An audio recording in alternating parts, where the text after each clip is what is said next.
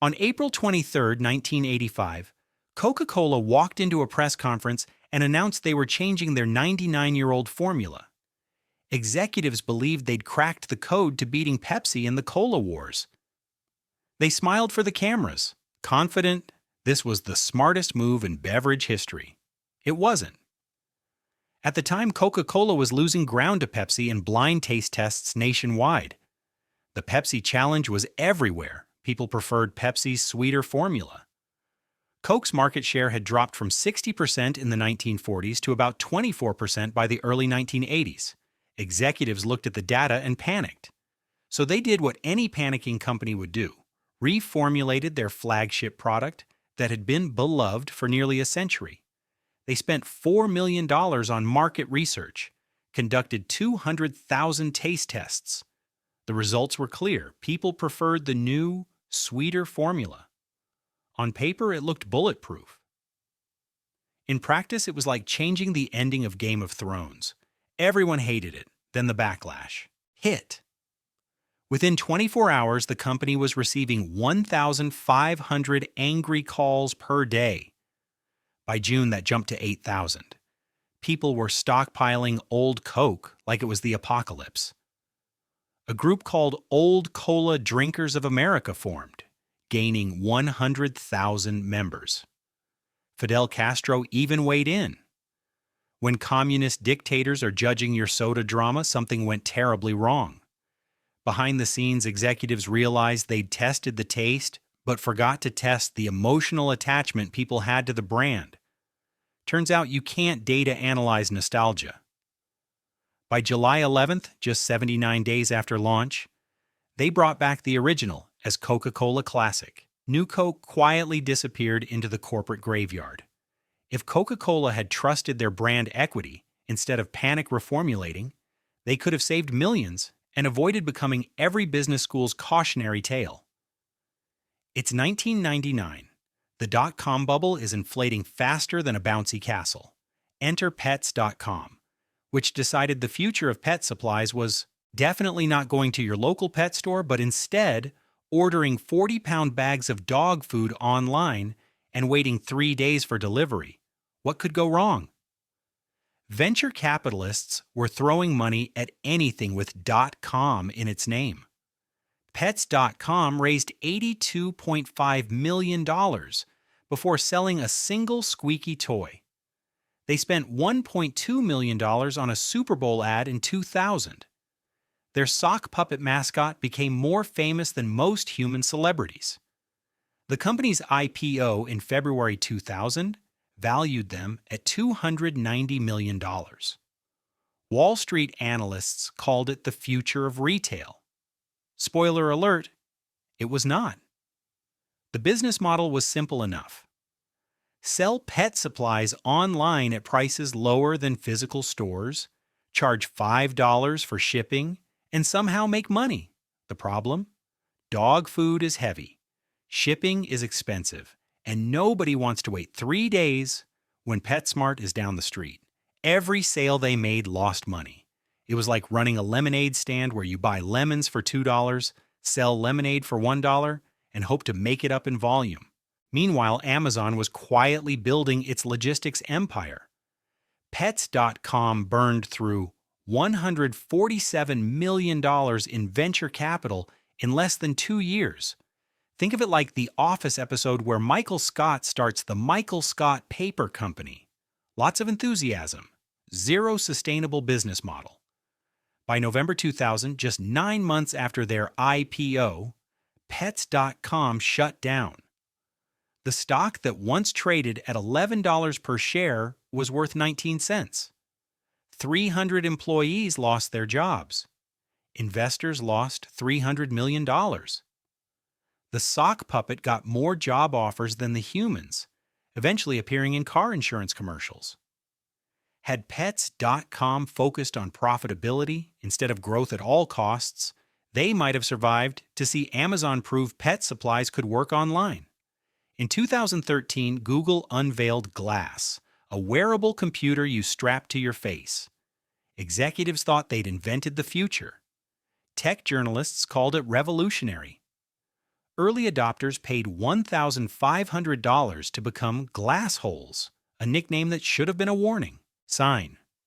At first, the hype was real. Google Glass appeared in fashion shows, got featured in Vogue. Everyone thought we were headed for a Black Mirror episode where everyone walks around recording each other constantly. The device could take photos, record video, give directions. It made you look like you were talking to invisible friends. Privacy advocates immediately freaked out. Bars started banning glass wearers. People got assaulted for wearing them. But there were several problems. The battery life lasted about 45 minutes. The screen gave people headaches. It made you look ridiculous. And most importantly, it didn't solve any problem normal people had. Nobody woke up thinking, you know what would make my life better? A computer on my face that everyone hates. Meanwhile, Apple was quietly working on the Apple Watch, which would prove that wearable tech could work, but only if it was subtle, fashionable, and didn't make you look like a walking surveillance camera. By 2015, Google discontinued the consumer version of Glass. They pivoted to enterprise use, corporate speak, for maybe factories will use it since regular people think it's creepy. The failure cost hundreds of millions. If Google had asked, does anyone want this? Before spending years developing it, they'd have saved themselves the embarrassment. April 2020. The world is locked down, doom scrolling on TikTok. Jeffrey Katzenberg launches Quibi, a streaming service exclusively for phones with episodes under 10 minutes that you can't share or watch on your TV. The pitch? Hollywood-quality content for people with short attention spans? The reality? Nobody asked for this. Katzenberg and Meg Whitman raised $1.75 billion from investors who somehow believed the future of entertainment was paying $5 per month to watch truncated TV shows on tiny screens while you couldn't leave your house. The timing was catastrophically bad. People were stuck at home with 65-inch TVs, binge-watching entire seasons of Tiger King. Quibi wanted them to squint at their phones instead. The content wasn't bad. They spent $100,000 per minute of programming. They got A-list stars like Liam Hemsworth, Anna Kendrick, and Idris Elba, but nobody cared. The app launched to minimal fanfare. Within 3 months, 90% of free trial users had canceled. By October, they'd burned through $1 billion. It was like watching someone build an ice hotel in the desert. Meanwhile, Netflix, Disney Plus, and HBO Max were crushing it by offering what people actually wanted: long-form content you could watch on any device and share with friends. Quibi's restrictions felt designed to annoy users. No screenshots, no casting to TV, no watching on tablets. It was the streaming equivalent of buying a car that only drives in reverse. On December 1st, 2020, just 6 months after launch, Quibi shut down. They gave back $350 million to investors, which sounds generous until you remember they raised $1.75 billion. Employees found out via all-hands meeting. Katzenberg called it the most spectacular crash and burn.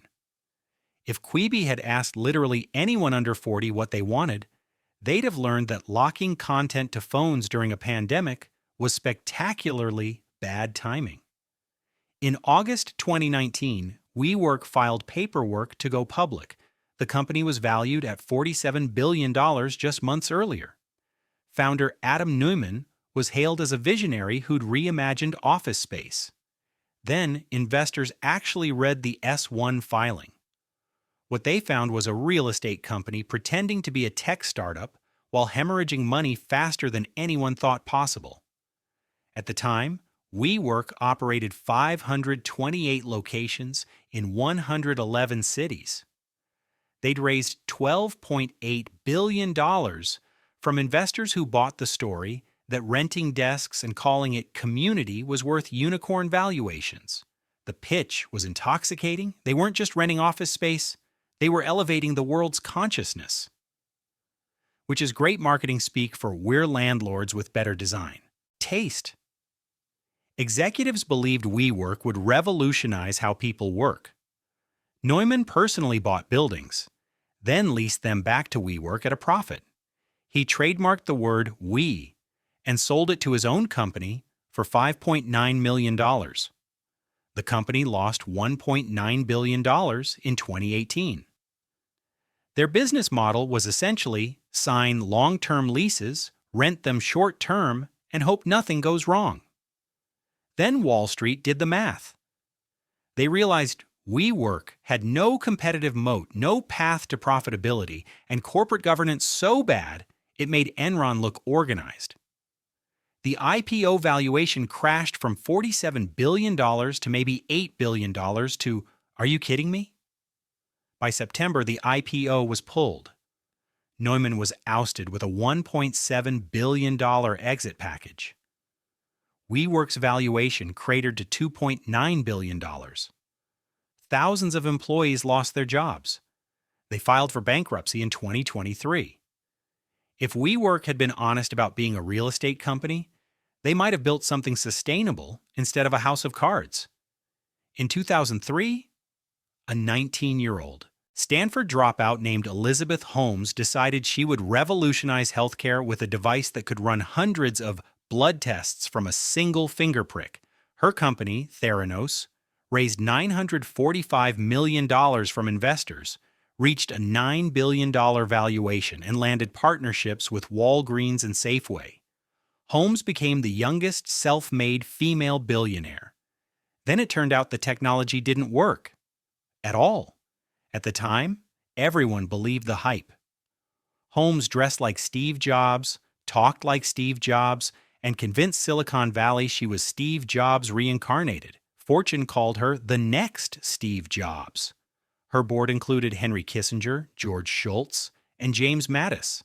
Impressive names who apparently never asked to see the actual technology work.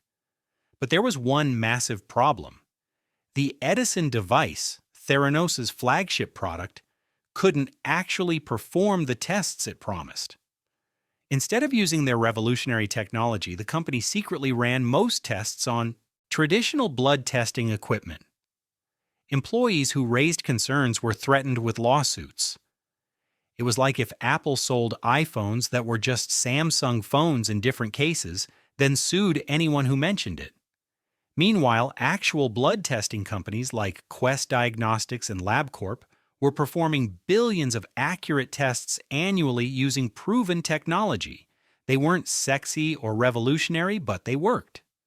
Theranos, however, kept raising money and giving patients results that were often dangerously inaccurate.